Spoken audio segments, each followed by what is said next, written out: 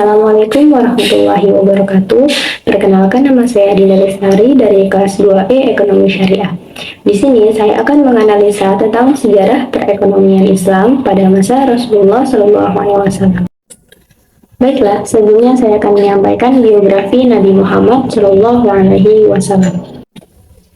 Nabi Muhammad lahir di Mekah pada hari Senin tanggal 12 Rabiul Awal pada tahun 570 Masehi atau tahun gajah, tepatnya pada tanggal 20 April.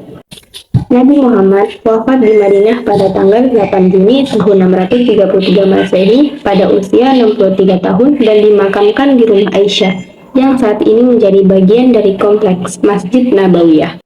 Sejarah pemikiran ekonomi Islam pada masa Rasulullah SAW.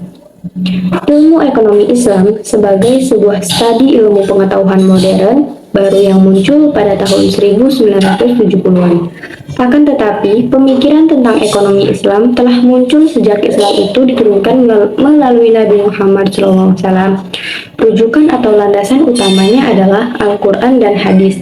Pemikiran ekonomi Islam muncul bersamaan dengan diturunkannya Al-Quran dan pada masa kehidupan Rasulullah SAW pada abad 6 Masehi hingga awal abad 7 Masehi.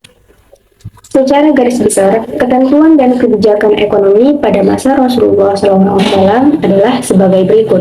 Yang pertama, kekuasaan tertinggi adalah milik Allah, dan Allah adalah pemilik absolut atas semua yang ada.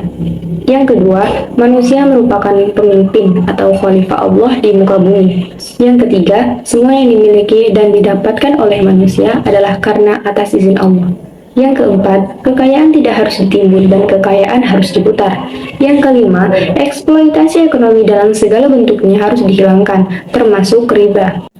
Kemudian ada perdagangan ekspor dan impor. Ulama besar yang bernama Abu Ubaid bin Salam bin Miskin bin Zaid al-Azdi adalah yang pertama memotret kegiatan perdagangan ekspor impor saat zaman Rasulullah SAW, Khulafaur Rasyidin, para sahabat dan tabi'in. Di dalam kitab karangannya yang berjudul Al-Amwal telah menjelaskan tentang teori absolut dan teori itu sekarang populer sebagai teori Adam Smith. Pemikiran Abu Ubaid yang lainnya adalah mengenai tarif pada praktek ekspor impor, yaitu tidak adanya nol tarif dalam perdagangan internasional, menjadikan cukai bahan makan pokok yang lebih murah dan memberikan batasan tertentu untuk penggunaannya. Selanjutnya ada mekanisme pasar dan harga pada masa Rasulullah SAW. Pada masa pemerintahan Nabi Muhammad SAW, Rasulullah melarang adanya intervensi harga dari siapapun juga. Praktek-praktek dalam mengintervensi harga adalah perbuatan yang terlarang. Selain melarang adanya intervensi harga, ada beberapa larangan yang diberlakukan Rasulullah SAW untuk menjaga agar seseorang tidak dapat melambungkan harga seenaknya, seperti larangan menukar kualitas mutu dengan kualitas rendah dan harga yang sama, serta mengurangi timbangan barang dagangan.